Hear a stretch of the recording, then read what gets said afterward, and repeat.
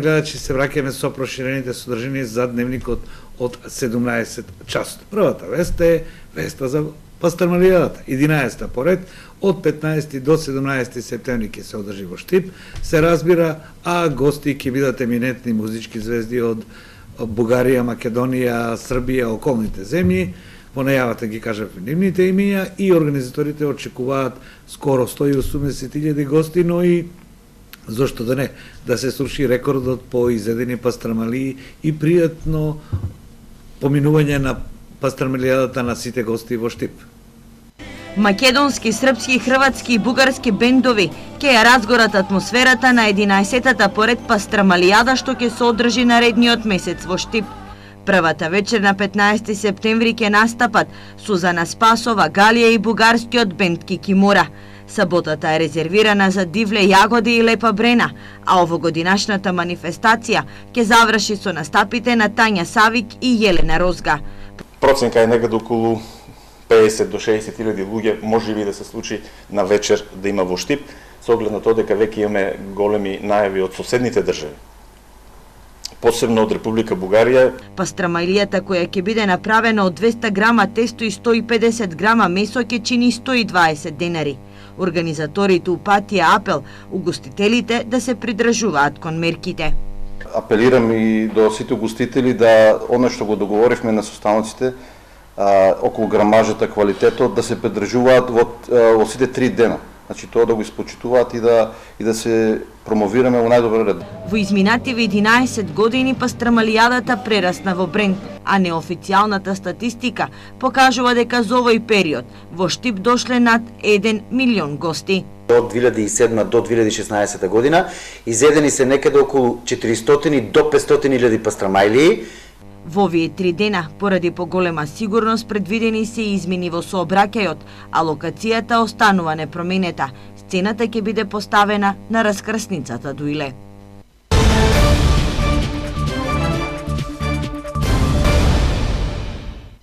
Новиот влез во градот или новата обиколница до индустриската зона е направена со 30%, така изјави градоначалникот на општина Штип Илчо Захариев. Интензивно се гради обиколницата од штипската населба Сењак до индустрискиот дел на градот, кој ќе има функција да го растерети сообраќајот во попладневните часови по булеварот Гоце Делчев и на камениот мост на реката Брегалница. Градоначалникот Илчо Захариев вели дека околу 30% од градежните работи се завршени од првата фаза за изградба на обиколницата, а се работи и на новиот мост на реката Брегалница. Стопите веќе се градат интензивно. Насипот во делот од Борис Крајгер према реката Брегалница мислам дека е завршен.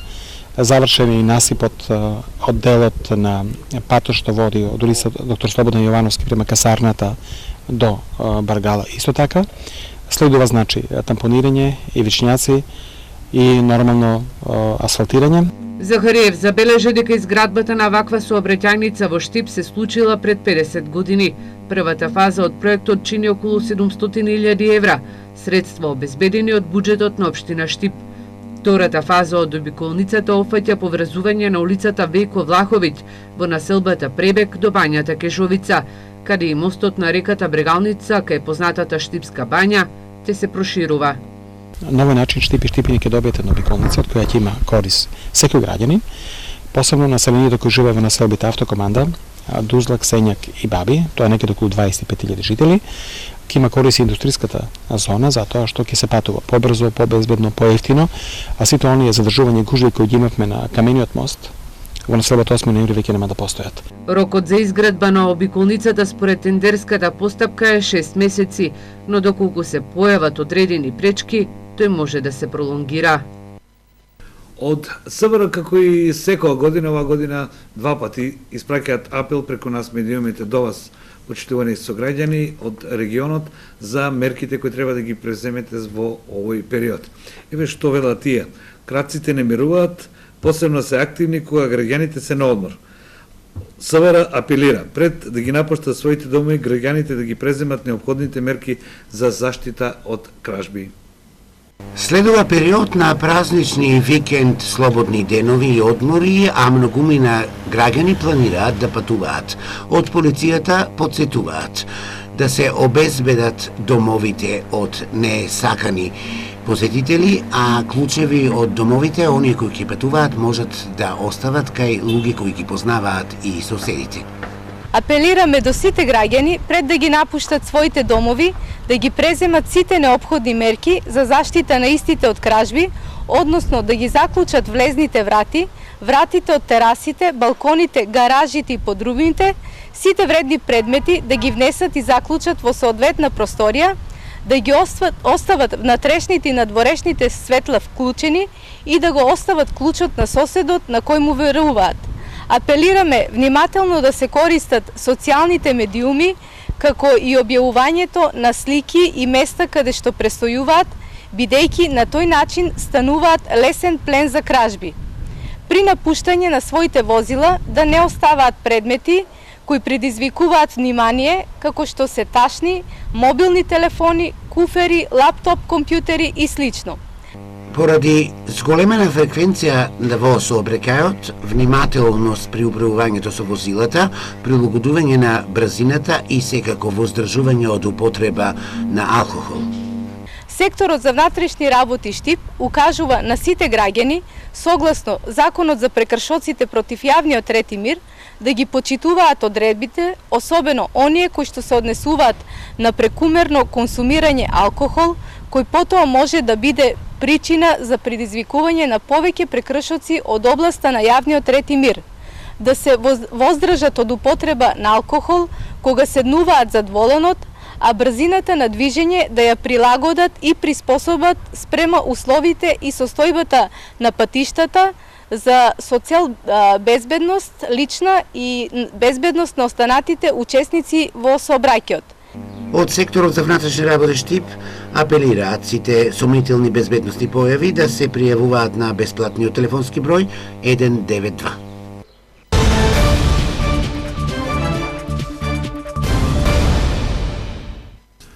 Една од болестите за кои што известувавме во минатите периоди, болести врз животните, домашните животни, така наречената бруцелоза, која направи големи материјални штети и е опасна по здравјето, изгледа дека незиното обяснење е ставено под контрола. Надлежните велат дека со едукација, со обука и со медицински третман во подплачковичките села и останатите региони покажуваат резултатите дека бруцелоза нема забележено во Радови, Штип и Проби Штип. Еве што велат ветеринарите. Бруцелозата полека се искоренува. Од јануари до сега на територијата на Штип, Радовиш и Проби Штип нема регистрирано нов случај на пациенти заболени од бруцелоза. Статистичките податоци укажуваат дека од година во година бројот на новозаболени е во постојан пат. Координативната работа на епидемиолозите со ветеринарните лекари, како и соработката со населението од целата во Плачковичкиот регион придонесе полека да се искорени оваа болест, но и покрај ова инфектолозите алармираат граѓаните да не консумираат термичко необработено млеко, како и сирења од сомнително потекло.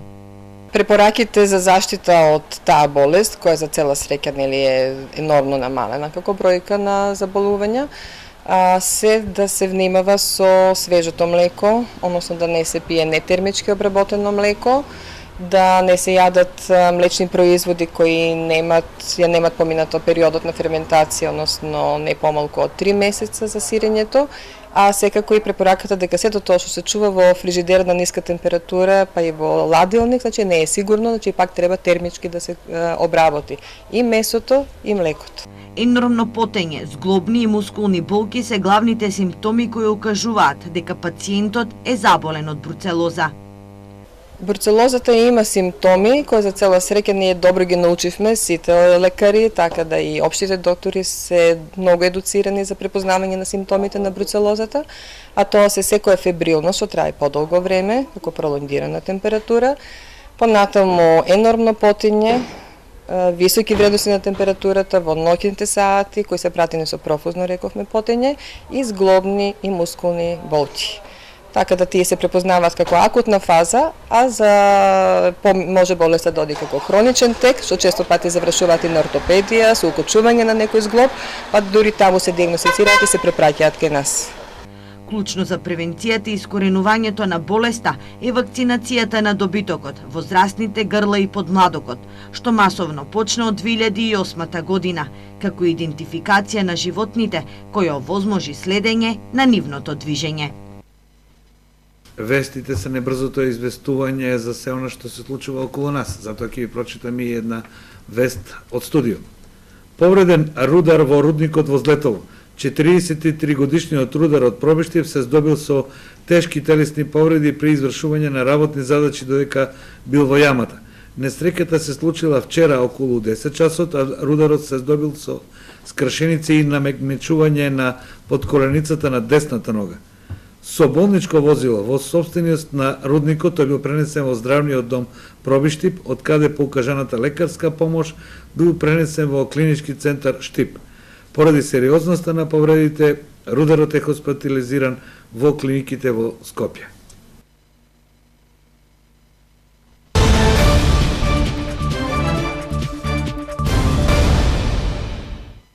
Ние из Македонија имаме многу граѓански иницијативи. Една од нив е граѓанската иницијатива Будење, кој се обидуваат да го алармираат, ги алармираат македонските граѓани за тоа што ќе се случи и ако во Македонија дојдат голем број на емигранти од Африка и Азија. Тие коментираат, собираат потписи врз основа на стратегијата која е доставена до парламентот на Република Македонија. Да видиме за што се работи. Граѓанската иницијатива Будење за Штип во рекордно време успеа да ги собере потписите за иницирање на референдум поврзан со прашањето за населување на мигранти во град Штип.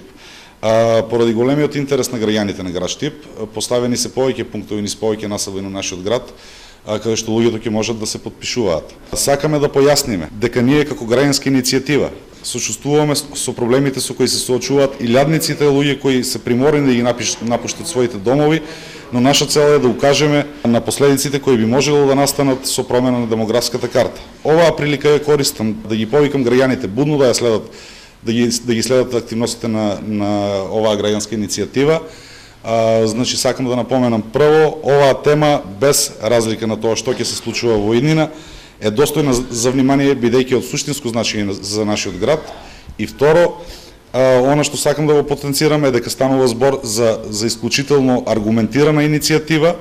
Во периодот што следува, граѓаните ќе бидат сведоци на изнесување аргументи на кои одат во прилог на нашата иницијатива и нивно елаборирање. Цените на туроператорите секогаш се поврзани со шпицот на сезоните. Тие се поменуваат, се изменуваат во зависност од географската ширина, но сепак секако некогаш очекуваме цените да бидат помали. Еве што велат туристичките агенции. Цените на аранжманите за летен одмор падна. Сепак туроператорите се задоволни. Да видиме што вели Зоран Зарински во овој прилог. Летната шема за одмори се уште актуелна. Туристичките работници задоволни. Интерес најмногу за летување има во соседна Грција, но се патува на море и во Бугарија, Хрватска, Црна Гора и Турција. Во овој период актуелни и мини аранжманите за одмор. Секако тука се и празничните викенди. Сезоната се уште трае, кај нас туристичките работници, така да мислам дека дока 30 септември ќе имаме патници, ќе има гости кои што ќе сакат да ги посетуваат туристичките дестинации. Инаку во врска со сегашниот престојниот празник што доаѓа на Пресвета Богородица, по повод викендите имаше доста барање од страна на нашите сограѓани за патување посебно во соседна Грција, но сето тоа и брзо се распродаде. Можам да забележам дека навиката на сограѓаните се менува во смисол на тоа што многу порано ги вршат резервациите за летните аранжмани, така да со тоа и побрзо се пополнуваат нашите капацитети со кои што располагаме за оваа летна туристичка сезона. За 8 септември традиционално се организира патување за Света Агора. За 8 септември се уште имаме слободни места и традиционално го работиме крстарењето до Света Гора, кое што ќе се одвива од 8 до 10 септември. Ќе имаме разглед на Солун, ќе имаме посета на манастирите, ќе имаме посета на вториот крај на женскиот манастир на Пресвета Богородица и на машкиот манастир Свети Арсенije и ќе биде како еден мини одмор. Се надевам дека ќе бидат многу задоволни луѓето кои што ќе отидат. Секако во овој период аранжманите за летување на одмор се речиси преполовени, па затоа граѓаните го користат овој период за летување до крајот на септември, а некои продолжуваат дури и во октомври. И како што е вообичаено, нели имаме рапорт од локалните самоуправи и нивните активности. Виница почна со санирањето на канализационата мрежа на 3 локации. Со ова се надева дека ќе ги решат проблемите кои граѓаните од селото Истибање имаат со изливањето на фекалната канализација. Во Виничкото село Истибања се решава деценискиот проблем на жителите. Се реконструираат околу 1000 метри од канализационата мрежа во оваа село, низ кое поминува реката Брегалница и магистралниот пат кон граничниот премин кај Делчево. Инвестицијата од 1.653.000 денари е на општина Виница, а проектот предвидува и втора фаза во која се реконструираат од 500 до 600 метри. Поради проблемите кои што постојано се случува со фекалната канализација во село Истибања, односно затнувањето на канализацијата, нејзино поплавување, бидејќи се наоѓа близу до коритото на река Брегалница, општина Виница пред 2 месеци распиша тендери, започна подготовките и изградбата на фекалната канализација во село Истибања. По санирањето на канализационата мрежа во Истибања, градежната оператива се сели во Виничкото село Трсино. Во истиот тендер е предвидено истиот изведувач ќе ја изведе фекалната канализација во село Трсино. Се работи за должина од околу 500 метри и сума од околу 670.000 денари, исто така финансирана од страна на општина Виница. Деновиве фекална канализација се поставува и на патот Виница село Јакимово во должина од 500 метри. Овој запад треба да го спречи излевањето на шахтите кај кафичите. Во општина Виница на овие 3 локации ќе се санираат околу 2000 метри канализациона мрежа. И повторно од СВР. 4 краделе, а еден ја откупувал крадената стока. 5 штипјани на возраст од 19 до 26 години заработија кривични пријави поради постоењето основи на сомнение за сторени 3 кривични дела, тешка кражба. Имено, од 6 до 16 јуни од магазин лоциран на улица Трст и дуќе на улица Сутјеска, пријавените со употреба на сила влегле внатре и одзеле текстилна стока, со што причиниле материјална штета од 425.218 денари. По ова, еден од пријавените ја откупувал крадената стока и ја складирал во сопствениот дом кој бил пронајден и одземен при претрес на неговиот дом.